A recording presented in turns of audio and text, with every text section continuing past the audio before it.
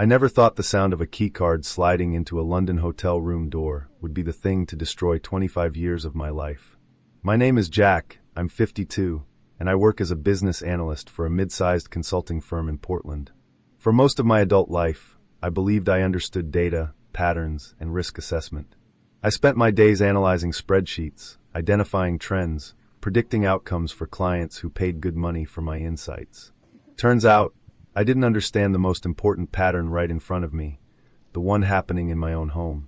Sharon and I met when I was 24, fresh out of my first marriage, a rushed college thing that ended badly when we both realized we wanted completely different lives. She wanted kids immediately. I wanted to establish my career first. We divorced after 18 months, both relieved to escape what had clearly been a mistake from the start. I spent a year alone after that, focused on work, rebuilding my confidence, figuring out who I actually was outside of a failed relationship. Then I met Sharon at a friend's barbecue. She was different from anyone I'd dated before. She was working as a waitress at a downtown bistro then, scribbling screenplay ideas on napkins during slow shifts, dreaming of Hollywood while serving overpriced pasta to Portland's elite. She had this energy, this creative fire that made my analytical mind feel balanced. Where I saw numbers and logic, she saw stories and possibilities. We'd stay up late talking, me explaining market trends, her spinning tales about the customers she'd served that day. Within 6 months, we were inseparable. Within a year, we were married. Our daughter Emma came 2 years later, then our son Christopher 3 years after that. Sharon eventually made it as a screenwriter, not Hollywood blockbusters, but steady TV work that paid well. She wrote for a couple of crime dramas, then moved into streaming series. The paychecks weren't enormous, but combined with my salary, we were comfortable. I climbed my own ladder, moving from junior analyst to senior consultant to team lead. We built what looked like a good life in our 3-bedroom apartment overlooking the Willamette River. We took the kids to the coast every summer. We hosted Thanksgiving dinners. We attended Emma's soccer games and Christopher's debate tournaments. From the outside, we looked like we had it all figured out, but something had been off for months before that December evening. Not the cliché things. Sharon didn't suddenly start wearing different clothes or perfume. She didn't join a gym or change her hair. It was subtler. She laughed less at dinner.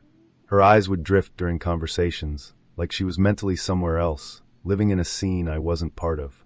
When I'd ask about her day, her answers became vaguer, more rehearsed. Fine. Just working on the script. You know how it is. But I didn't know how it was, because she stopped sharing the details that used to excite her. She used to read me dialogue, ask my opinion on plot points, use me as a sounding board. That stopped around September. The intuition hit me hardest one rainy Tuesday night in late November. Portland's winter rain was beating against the windows, and Sharon was on her laptop, supposedly working on a pilot script she'd been developing about a detective with amnesia. I walked past her to get water from the kitchen, and I saw it, just for a second before she minimized the screen. It wasn't a script. It wasn't final draft or Word. It was a message thread on Facebook Messenger, and I caught just enough to see a heart emoji and the name Leon before the screen went black. My stomach dropped. I filled my water glass, my hands shaking slightly, trying to keep my face neutral. Sharon didn't even look up.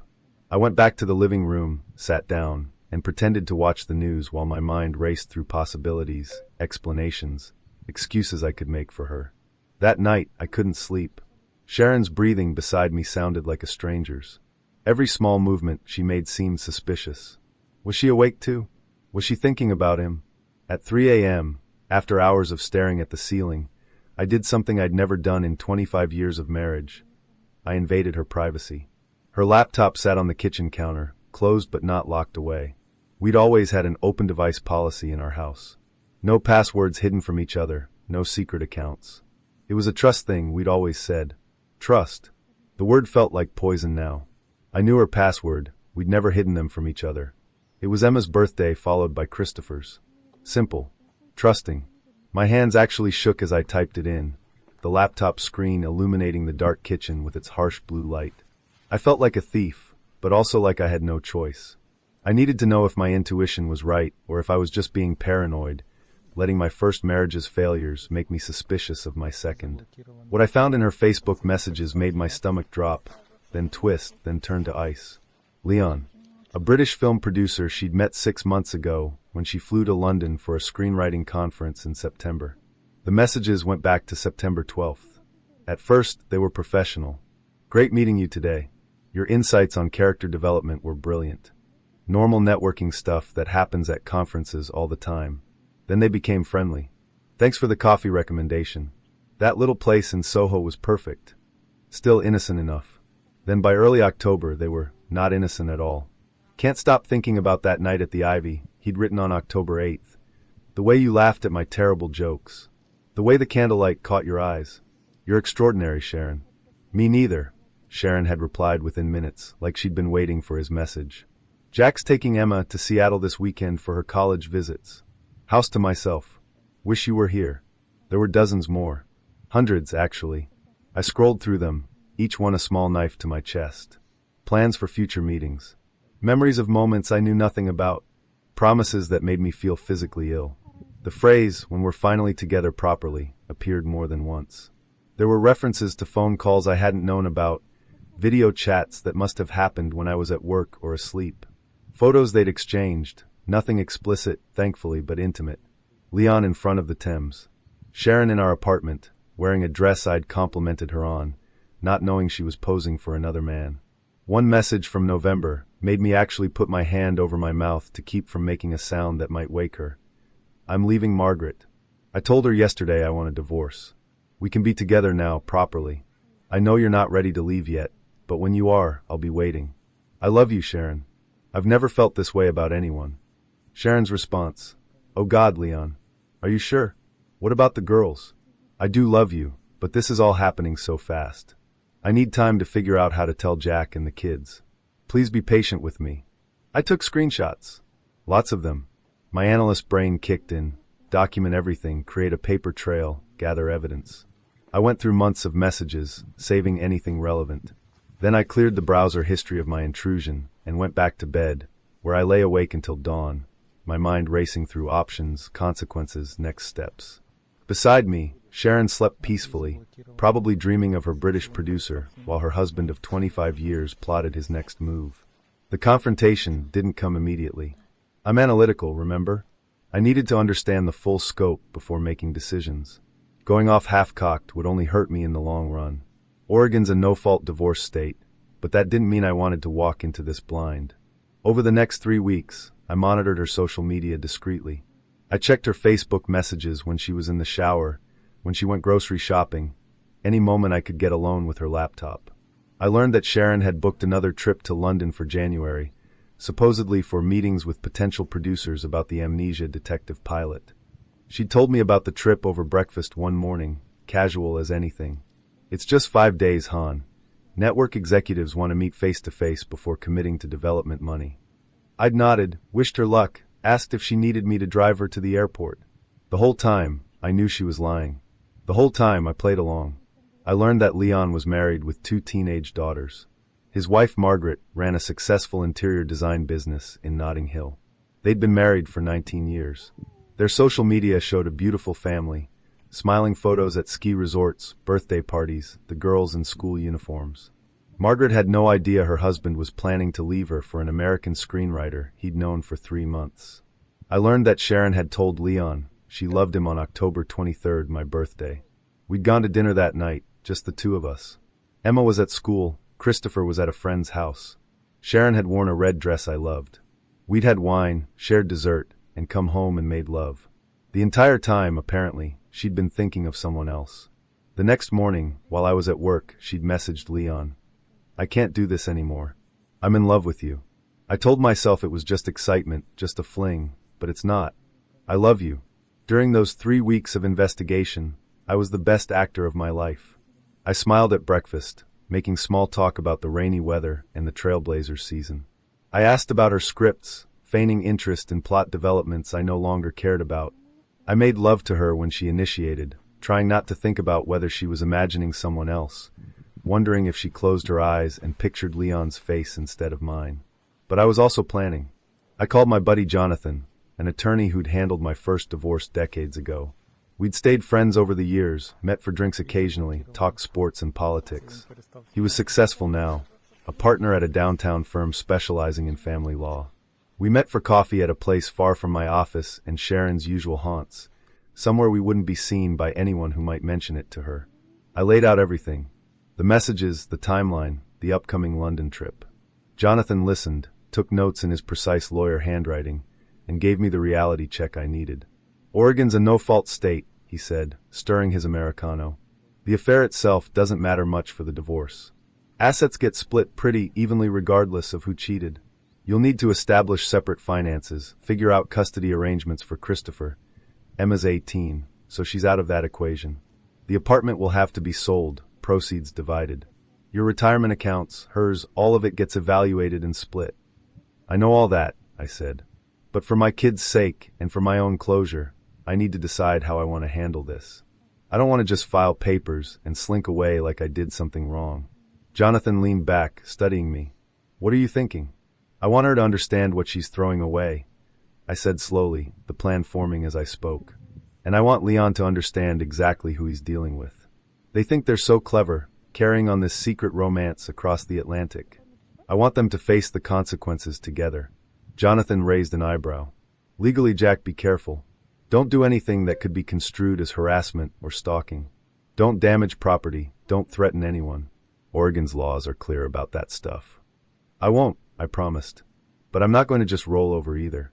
They made this mess together. They can face it together. The plan came together over Christmas. It was a surreal holiday. Emma was home from her freshman year at University of Washington, full of stories about her roommate and her classes and some boy named Tyler she was just friends with. Christopher was finishing his senior year of high school, stressed about college applications and SAT scores. We decorated the tree together, all four of us, hanging ornaments Emma and Christopher had made as kids, felt reindeer and popsicle stick snowflakes that Sharon had carefully saved for years. We baked cookies using Sharon's grandmother's recipe, the kitchen filling with the smell of cinnamon and vanilla.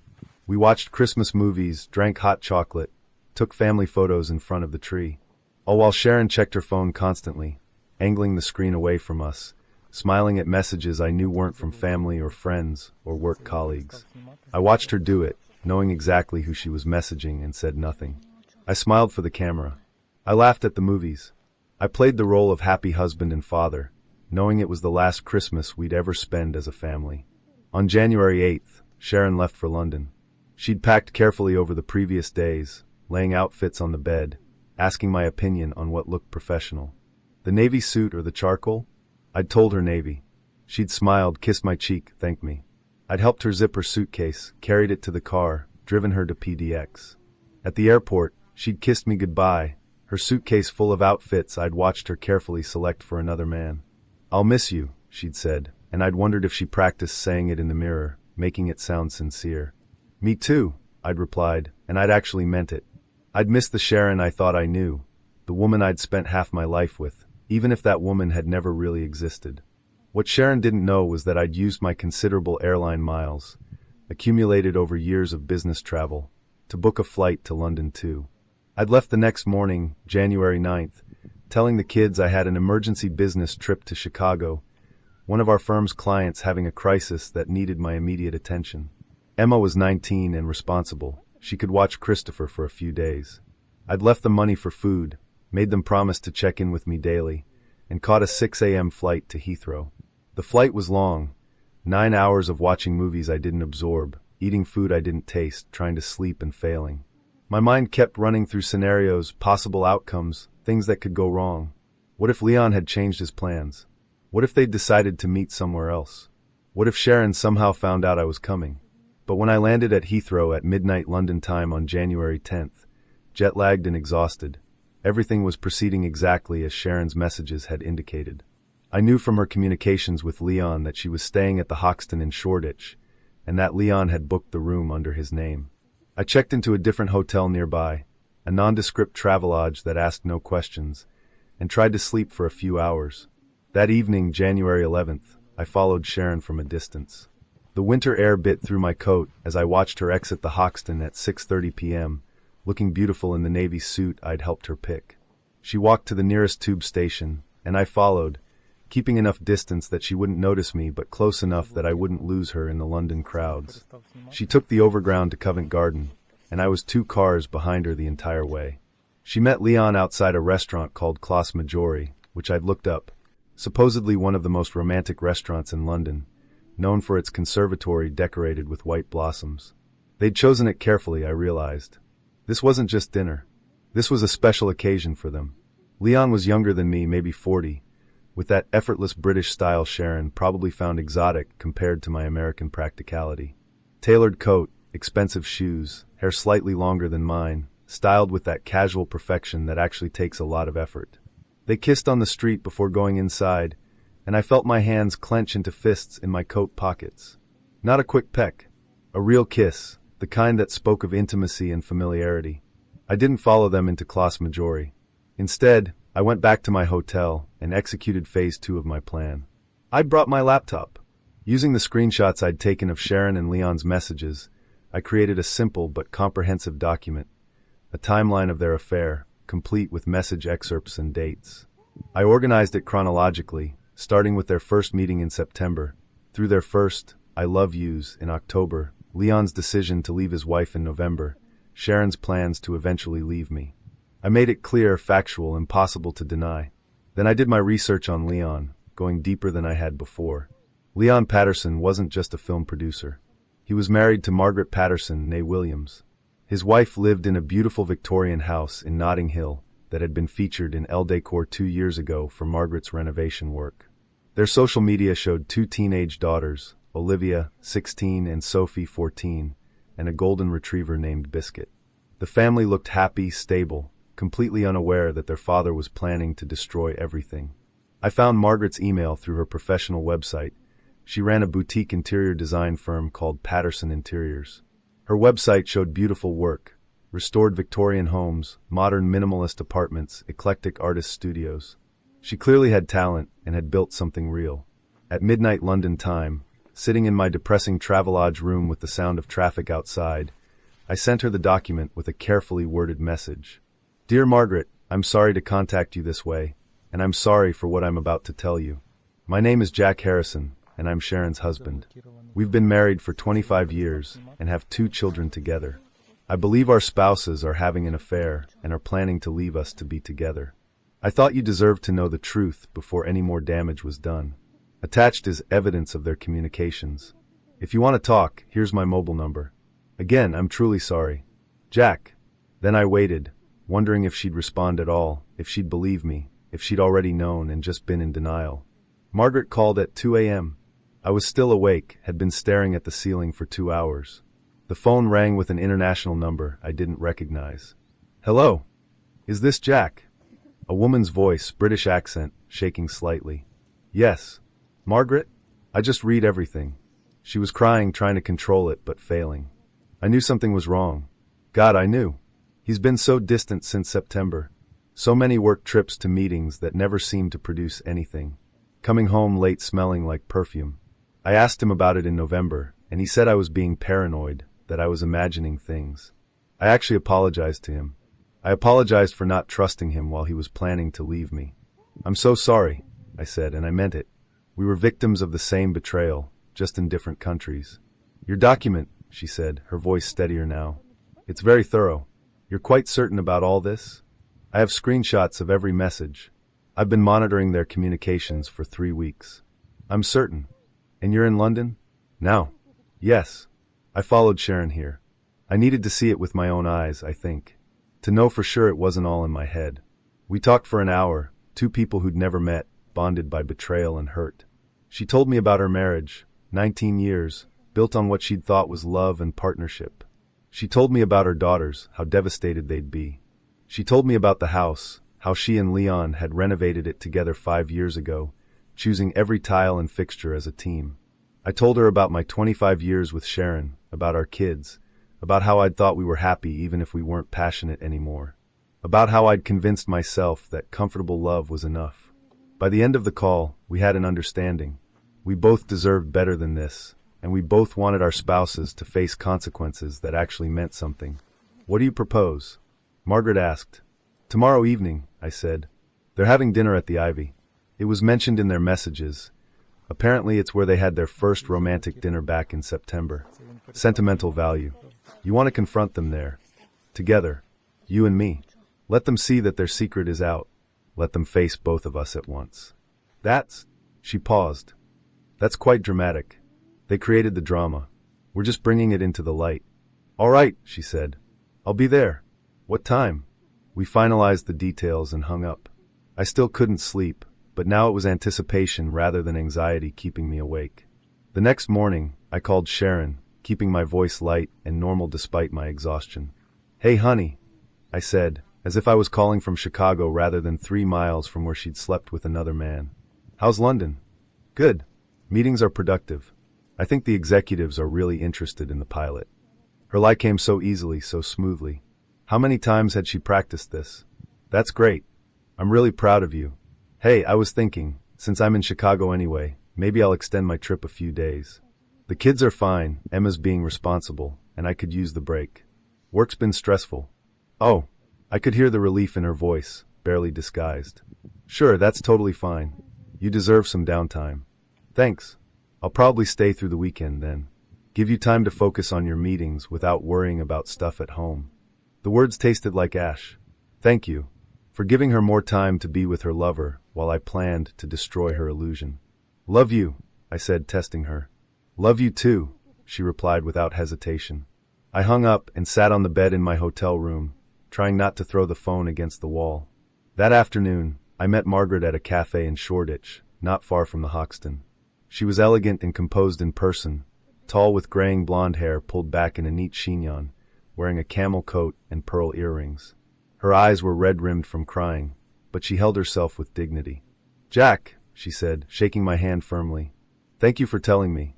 However much it hurts, not knowing would have been worse. We sat and compared notes over coffee, sharing details of our spouses' betrayals, finding dark humor in the similarities. Both Leon and Sharon had become distant around the same time. Both had made excuses for extra trips and late nights. Both had accused us of being paranoid when we'd questioned them. Did he tell you he was leaving you? I asked. Not yet. Your document said he told Sharon he wanted a divorce in November, but he hasn't said anything to me. I suppose he was waiting for her to be ready to leave you first. Didn't want to blow up his marriage until he was sure she'd actually go through with it. Smart, I said bitterly. Hedges bets. What a coward, Margaret said, and I heard real anger in her voice for the first time. If you're going to destroy your family, at least have the courage to own it. We finalized our plan. That evening, Sharon and Leon were booked at the Ivy at 7:30 p.m. Margaret and I would arrive separately around 8 p.m., giving them time to get comfortable, to think they were safe in their secret world. Then we'd approach together. Are you nervous? Margaret asked as we prepared to leave the cafe. Terrified, I admitted. But also, I need this. I need to see her face when she realizes it's over. Does that make me vindictive? It makes you human, Margaret said. Come on. Let's go destroy their romantic dinner. The Ivy in Covent Garden was everything I'd expected. Elegant, romantic, expensive. The kind of place you take someone when you want to impress them, when you want them to feel special. The hostess tried to stop us as we entered. Do you have a reservation? We're meeting friends, Margaret said smoothly, and we walked past her before she could object. I spotted them immediately. Corner table, champagne bucket beside them, Sharon laughing at something Leon had said. She looked happy, genuinely, radiantly happy in a way I hadn't seen her look at me in years. Maybe ever. That hurt more than anything else so far. Leon saw us first. He was facing our direction, and I watched confusion cross his face as Margaret approached. It took him a moment to recognize his own wife, probably because she was the last person he expected to see in this restaurant, at this moment, interrupting his romantic evening. Sharon had her back to us. She was mid-sentence when I reached the table, saying something about the wine. She saw Leon's expression change, turned to see what he was looking at, and I'll never forget the look on her face when she saw me standing there. Pure terror. Her wine glass actually slipped from her fingers, red liquid spreading across the white tablecloth like blood, soaking into the fabric, dripping onto her navy suit. The suit I'd helped her choose. Jack, what? How? She couldn't form a complete sentence. Leon stood up abruptly, his chair scraping loudly against the floor. Several nearby diners turned to look. Who are you? I'm Jack Harrison, Sharon's husband. I kept my voice calm, steady, despite my racing heart. I gestured to Margaret. And this is Margaret Patterson, your wife. The color drained from Leon's face, so fast I thought he might actually faint. He grabbed the table for support. Margaret spoke first, her British accent crisp with barely controlled fury. Did you really think you were clever? Both of you? Did you think we were so stupid that we wouldn't figure it out? Sharon was shaking now, red wine staining her hands. Jack, I can explain. No, I cut her off. You can't explain. There's no explanation that makes this better. But you're going to sit here and listen anyway. Other diners were definitely watching now, some pretending not to while obviously eavesdropping, others openly staring. The waiter had frozen halfway across the room, clearly unsure whether to intervene.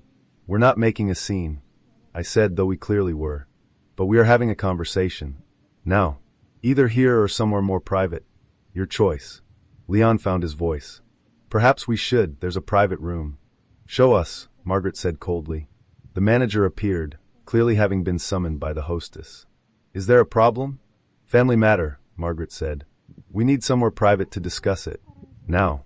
Something in her tone, or maybe the obvious distress on Sharon and Leon's faces, convinced him. He led us to a small private dining room at the back of the restaurant, usually reserved for parties of 8 or more. The 5 of us, me, Sharon, Leon, Margaret, and the increasingly uncomfortable manager, filed in. For a moment, no one spoke. Sharon was still shaking, mascara starting to run as tears formed. Leon looked between his wife and his mistress, probably trying to calculate if there was any way out of this that didn't end in disaster. I've been reading your messages, I said to Sharon. For 3 weeks. Every single one. Since September 12th, when you met at the conference. Through October, when you told him you loved him on my birthday. Through November, when he decided to leave Margaret. All of it. My turn, Margaret said. She pulled out her phone, opened it to the document I'd sent her. Jack was kind enough to send me a comprehensive timeline. Would you like me to read it aloud, Leon? Or shall we skip to the part where you told Sharon you were leaving me without bothering to mention it to me first? Maggie, Leon started. Don't call me that. You lost that right. How did you? Sharon looked at me, then at Margaret, pieces falling into place. You two talked. You planned this. We did, I confirmed. Turns out betrayed spouses make good allies. We compared notes.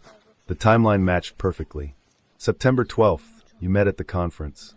September 14th, first dinner at the Ivy. By October 23rd, my birthday, Sharon, my fucking birthday, you were in love. By November, Leon here was ready to leave his wife and daughters. And you were just waiting for the right time to tell me and our kids that you were done playing house. It wasn't like that, Sharon whispered. Then what was it like? I leaned forward. Please explain it to me. Make me understand how you justify throwing away 25 years of marriage for someone you've known for 4 months. I didn't plan it, she said, tears flowing freely now. I didn't go to London looking for this. It just happened. Nothing just happens, Margaret said. You made choices. Every message, every lie, every time you looked at our faces and pretended everything was fine. Those were choices. Leon finally spoke, his voice shaking. I love her. I know that doesn't excuse anything, but I do. I've never felt this way about anyone. Not even your wife of 19 years? Margaret's voice could have cut glass. Not even the mother of your children? We renovated our house together, Leon. We chose every detail together. We built a life. And you're throwing it away for an American woman you've spent maybe 3 weeks with in total. It's different. It's not different. Margaret's composure finally cracked. It's a fantasy. It's romance without reality. You don't have to see her dirty laundry, or hear her snore, or fight about whose turn it is to deal with the plumber. Of course it feels magical. But this, she gestured between them, this isn't real life. This is an escape from real life. And you're both idiots for not seeing that. Sharon was sobbing now. I'm sorry. I'm so sorry. To whom? I asked. Me? Our kids? Yourself? Be specific, Sharon. All of you. Everyone. I never meant to hurt anyone. But you did, I said. You hurt all of us. Emma's going to be devastated. Christopher's going to lose respect for you. And me? You destroyed me. Do you understand that? 25 years I gave you. 25 years I loved you, trusted you, built a life with you. And you threw it away like it meant nothing. It meant something. Then why? My voice broke despite my best efforts to stay controlled. Why wasn't it enough? Why wasn't I enough? The question hung in the air. Sharon opened her mouth, closed it, opened it again. Finally, in a whisper that I had to strain to hear. Because I never loved you the way I should have. There it was. The truth I'd been avoiding, the reality I'd suspected but refused to believe. I cared about you. I respected you. You're a good man, Jack. But the passion, it was never there. Not the way I thought it should be. I thought it would grow. I thought I could make it enough. But with Leon, I felt alive. Right? I said, standing up. I felt oddly calm now that the worst truth was out. Thank you for finally being honest. I looked at Margaret. Are you ready to go? She nodded, standing as well, wiping her eyes with a tissue from her purse. Quite ready. We walked toward the door. Behind us, Sharon called out, Jack, wait. Can we talk about this? Please. I turned back. No. We're done talking. You'll hear from my attorney. And Sharon, when you get back to Portland, I'll have moved into the guest room. We'll tell the kids together, but you're going to be honest with them about why this is happening. No protecting yourself. No making excuses. You owe them the truth. And Leon, Margaret said, her hand on the door handle, you'll hear from my solicitor Monday morning. I want you out of the house by next weekend. You can stay with your parents or your mistress or in a hotel for all I care. But you're not sleeping under my roof another night. We left them there, two people who'd thought they were so clever, so careful, now facing the consequences of their selfishness. The manager was hovering outside, clearly having heard at least some of the confrontation. I'm terribly sorry about the disruption, Margaret said to him, perfectly composed again. Please charge Mr. Patterson's card for everyone's dinners. He's celebrating his impending divorce. We walked out of the ivy into the cold London night. Margaret and I stood on the sidewalk for a moment, neither of us quite knowing what to say. The flight home was long. I had time to think, to process, to grieve the marriage I'd thought I had. When Sharon returned to Portland 3 days later, I'd already told Emma and Christopher everything. Emma cried and hugged me. Christopher, always more reserved, just nodded and went to his room. Sharon tried to explain herself, but the kids didn't want to hear it. Christopher especially was cold to her. You destroyed our family for some guy in London, he said. Was it worth it, Mom? She had no answer. The divorce took 6 months. Oregon's no-fault laws meant we split assets roughly equally.